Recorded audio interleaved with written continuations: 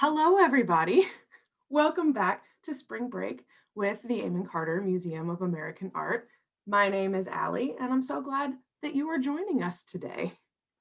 Today is all about portraits, that is, pictures of people, pictures of ourselves, and what they tell the world about us, who we are, and what we care about. So I'm just going to go ahead and share my screen and get us started. Ta-da.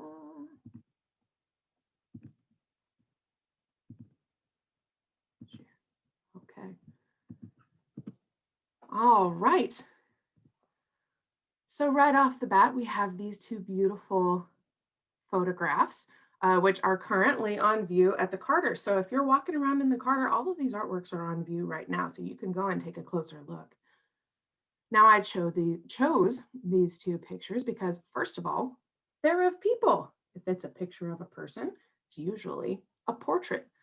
But these are kind of strange portraits because usually when I think of a portrait, um, I think of maybe like my yearbook photo or pictures that I would take with my family or a selfie that I post on Instagram where you can see my whole face. But we can't see these friends' whole faces, can we?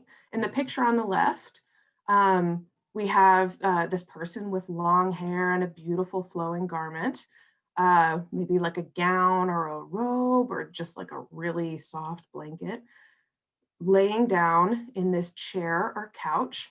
And they have their knee up and they're holding it with their hands and they're looking off into the distance. But all we can see is their beautiful hair tied up in a knot. We can't see where they're looking, who they're looking at, whether they're watching something on the other wall. And it's all just soft and gray, and it makes me feel very relaxed. I would like to be sitting that way right now. Very peaceful, right? In the picture on the right, again, we are looking at someone from behind, and this person is dressed very elegantly in a beautiful dress that looks like it's kind of shiny. So maybe it's silk or satin, and it's sewn down. It looks almost like it's quilted. So there's lots of texture on the back, and we can see a good portion of their back and their neck, and their hair is tied up in this really beautiful bun on top of their head. And this time we see them in profile, which means they are looking to the side. So right now you can see my full face, but if I'm looking in profile, I go like this. Let's do that together a little bit because it kind of feels nice on my neck. So full face and then profile. Full face and then profile. Let's do it on the other side too. Full face, profile. Full face, profile.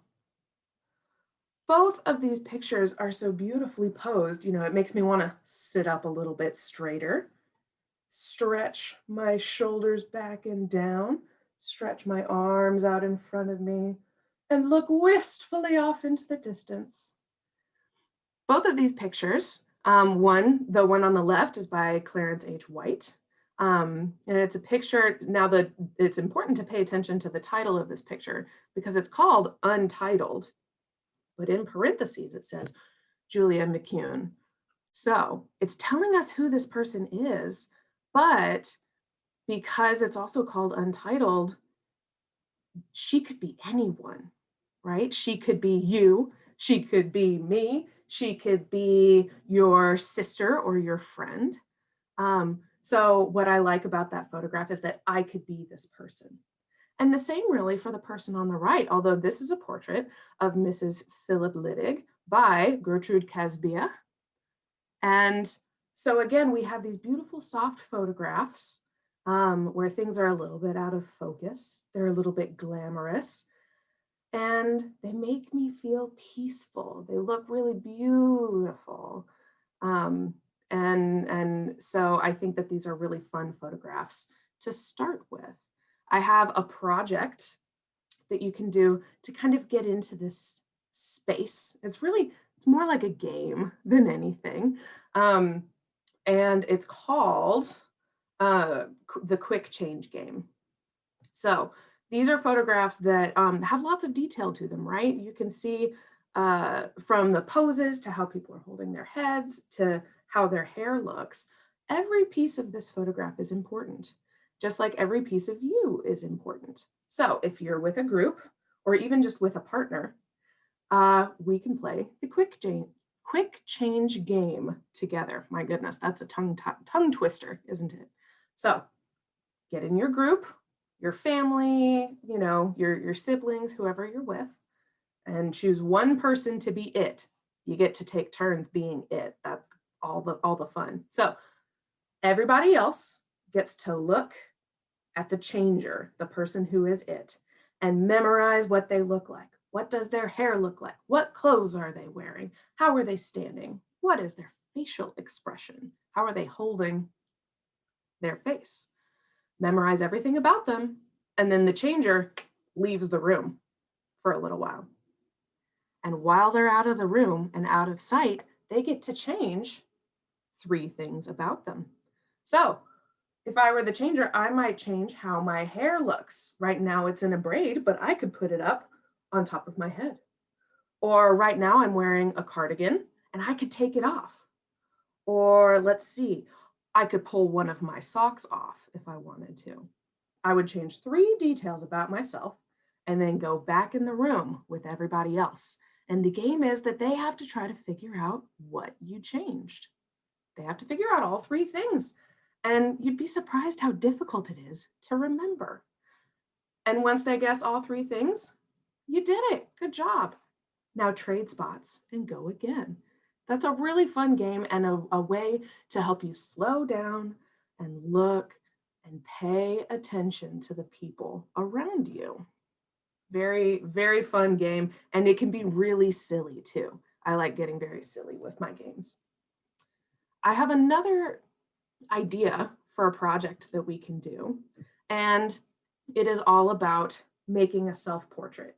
Again, usually when we make a self-portrait, we think about a picture of a person, right? A picture of yourself. But portraits can look like a lot of different things. So it's kind of like a game for us to play, where first you need a piece of paper and you need to write down your name. My name is Allison, Allison. And once you have your name written down, and first of all, it could be your whole name, it could be a part of your name, it could be your first and your last name, however many letters you want, you can put on here, okay? So now we need to count how many letters are in my name, and I have 1, 2, 3, 4, 5, 6, 7 letters spell Allison. And that means that I get to pick 7 different colors to use. And so I brought my color box with me, and I'm going to choose some blue chalk, some yellow chalk, a pink pen. Let's see, 1, 2, 3.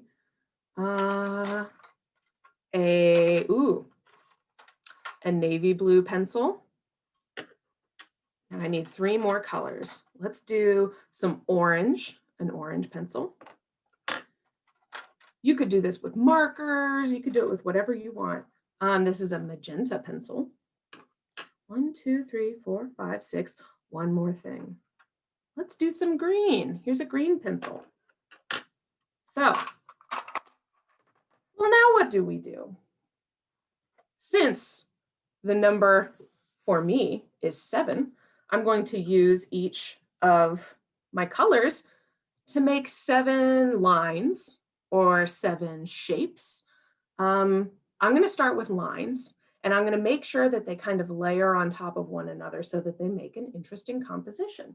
So here's one line, 1, nice and wavy. Where's my next line? 2, very aggressive, very confident. Let's see, I will take my pen next and do like a squiggle 3.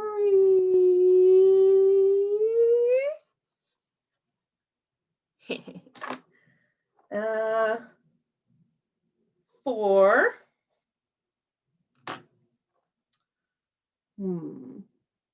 5, 6, and 7. So this is a pretty good start to my self-portrait. And now what you can do is you can take your colors and really go in and color in some spots, nice and dark. You can add patterns. Like I really love polka dots, so I might add some polka dots. You can do whatever you want. And when you're done, you have a self-portrait. Here's the other thing that could be fun to do. If you want to make a family portrait, you could all get one big piece of paper and do it together. I would do my name, and then over here, my brother might do his, and then over here, my mom might do hers. Absolutely. Anyone that you're around, you could make a collaborative drawing like this. And it would be a self-portrait, even though there are no people in it. I know. All right, let's see some other artworks from the galleries today. What do we have next? Ooh, goodness. Now these are a little bit different, aren't they? So these are two kind of partner prints. They're called lithographs, if you can see that with me. Lithograph. And they look kind of like they are the opposite of one another. Do you see that? The one on the left has kind of a light background with some darker markings on it. And the one on the right has a darker background with some lighter markings on it. But the picture is the same. So it's just like a different color of ink is what it looks like. Oh my goodness.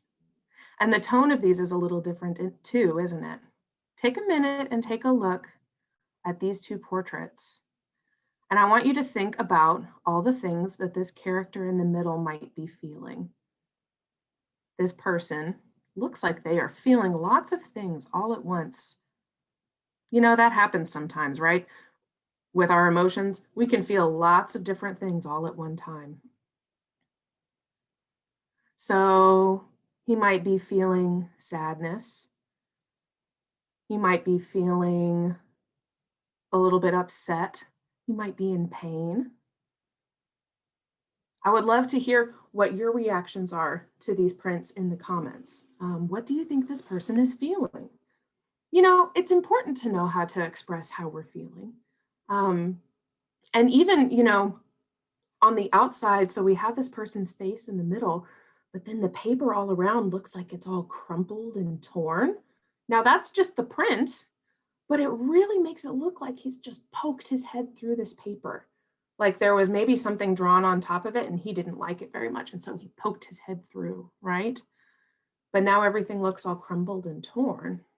Sometimes we feel like that. Like maybe someone has misunderstood who we are and what we're talking about, and that can be frustrating. And so we want instead to tell people who we are. So I think that that is kind of one way that you can read these prints right here, is this person in the middle wants to tell us something important. And it's kind of up to us to figure out what that is. Charles Wilbert White, who was the artist who made these, was an activist artist.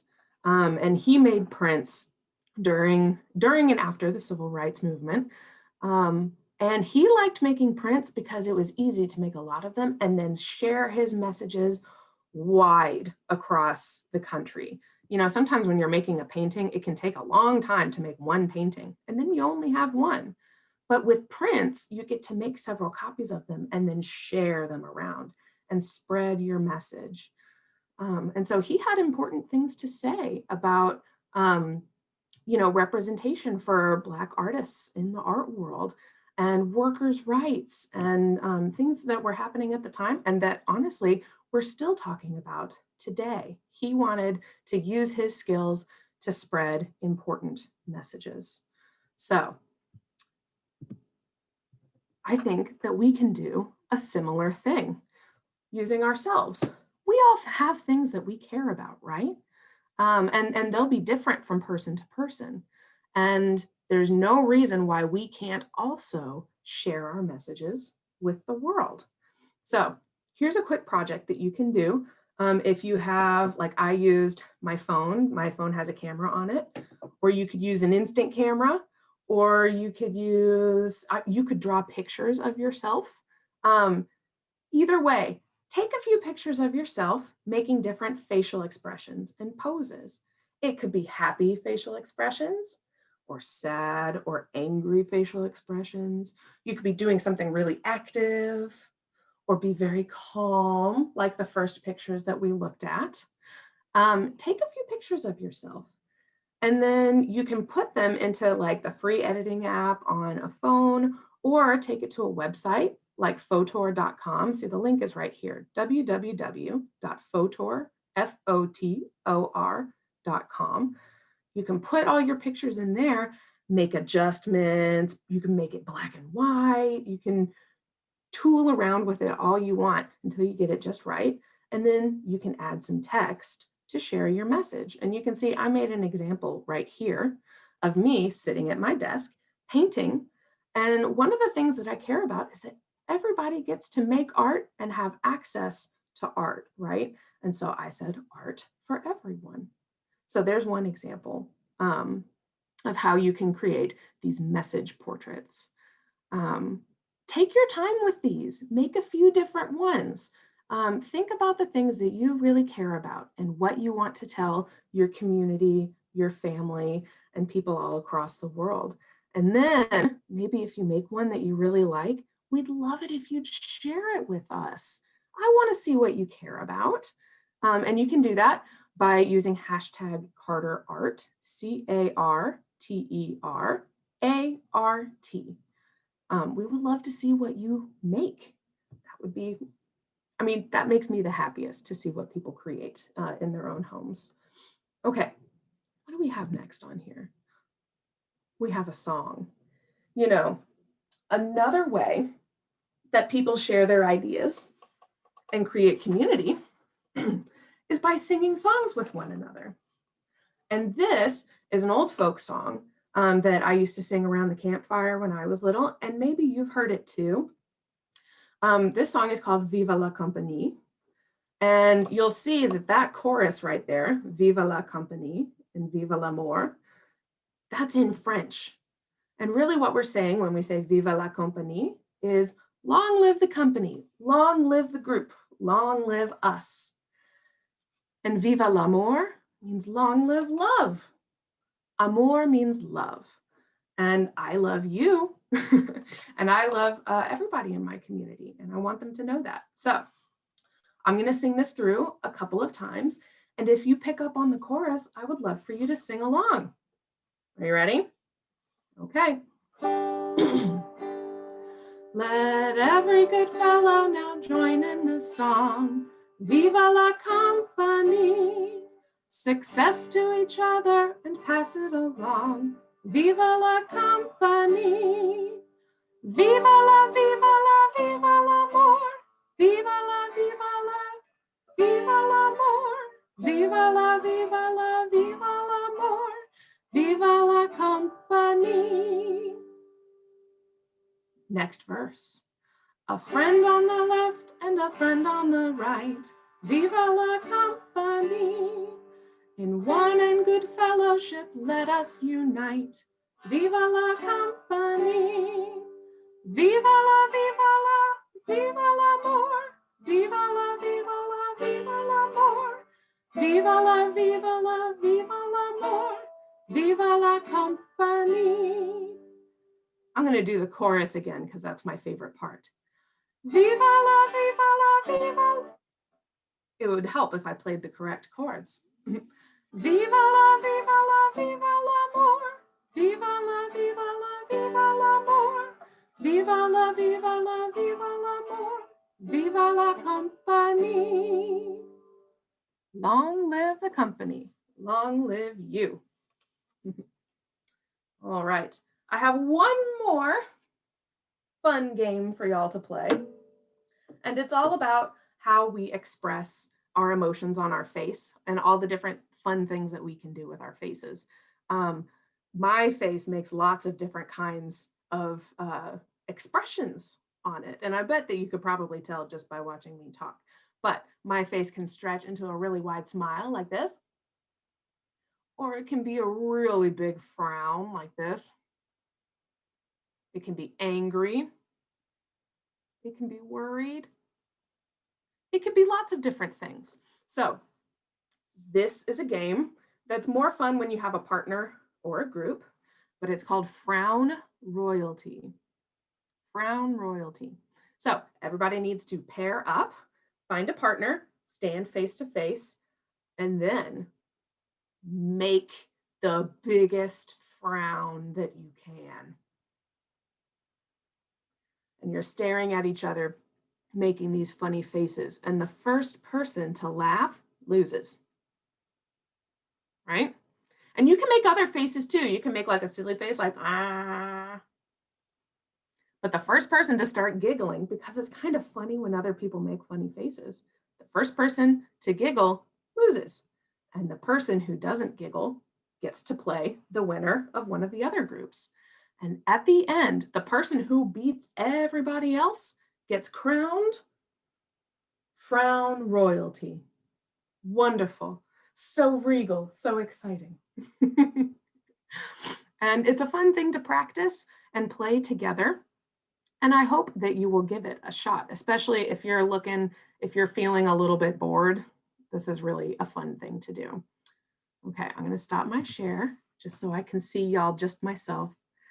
Thank you so much for joining us today for another episode of Spring Break Silly Time Funness, which is what I'm calling it now. We have one more episode tomorrow, and you're not going to want to miss it. It's really fun.